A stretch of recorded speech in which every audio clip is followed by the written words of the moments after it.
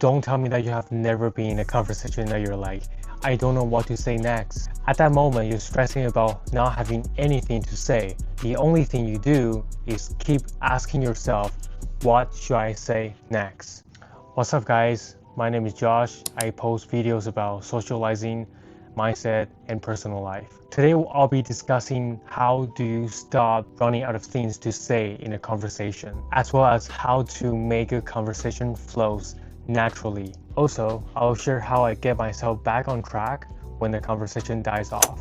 First of all, let's discuss why do we run out of things to say in a conversation. You know what? I used to think that maybe I was just a boring person. I wasn't interesting enough. But then I realized every conversation dies, and it's normal. Can you imagine a conversation lasts for like 8 hours and non-stop? Well, I don't think that's gonna happen in real life. But the thing is, in your head, you think that the perfect scenario is that the conversation flows, and you think that the conversation shouldn't have stopped. And because of the way you think, you're actually putting more pressure on yourself to the point that you're anxious, you're nervous, and you're uncomfortable. So let's talk about the definition of a conversation that flows smoothly. There is often a misunderstanding of a smooth conversation. Sometimes you think that the conversations are flowing well just because you're the only one talking the whole time, and other people may not see it the same way as you do. For instance, if you're really good at playing ping pong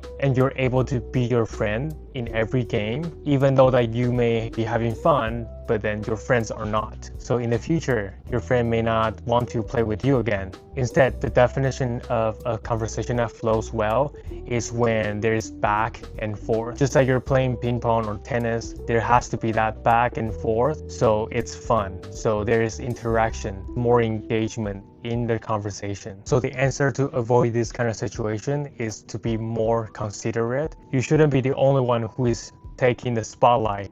You need to learn how to share with other people in the conversation. If there's no back and forth in the conversation, it's more like a speech because of just you talking the whole time. And now you may be questioning me like, so what should we talk about in a conversation? When it comes to what to talk about in a conversation, it really depends on who you're talking to. The reason I say that is because there are many factors that will make a conversation flow. Some common factors are people's age, experience, hobby, lifestyle, and so on. If you talk to a 45-year-old lady, the conversation is gonna go really different from having a conversation with a 20-year-old dude. And the whole reason is because we all communicate differently. So then what should we do? We need to learn how to listen to people. We should always listen first, and then you'll find the keywords from them. After getting the keywords, now you have that piece of information that you can use to extend a conversation. For instance, if Nick said, I just took my cat to a clinic, that simple sentence, it has enough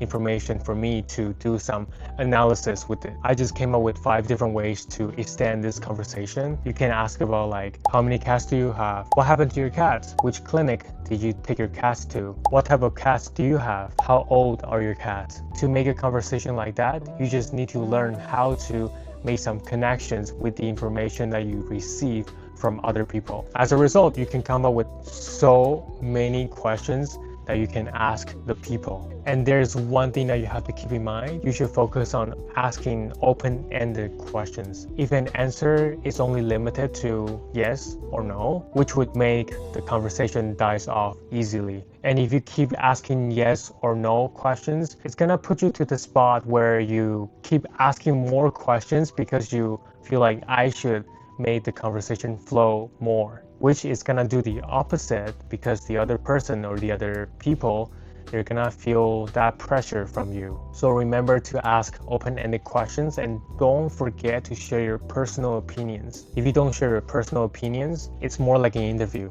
There's no back and forth. Just remember, there has to be that back and forth in a conversation. To summarize everything that I share with you today, you need to understand that the conversation is only flowing well if everyone is included in the conversation. You have to be really considerate and pass on that spotlight to every single person within the group. Notice that some people enjoy taking the spotlight more than the other, and the only way for you to tell is to observe how they react to your questions, how they react to some other people's questions, and so on. Everyone is different, and all you need to do is to observe them. In the meanwhile, let's say you don't have the spotlight at the moment, you should gather as much information as you can from every single person. That way, now you can use the information that you receive and then make it in your favor. To me, every answer from anyone is very valuable, because every answer, every sentence that you get from a person, it's every piece of information you can gather from them. And it's just like playing puzzles. Once you have some ideas, then you can ask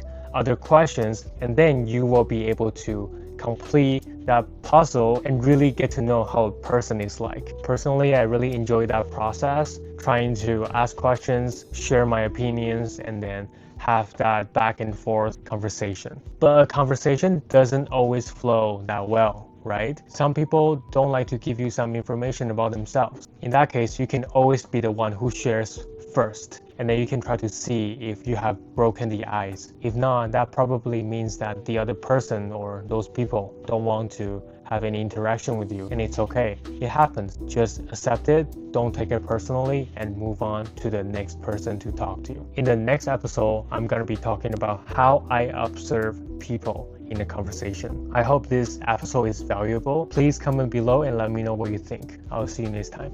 Bye.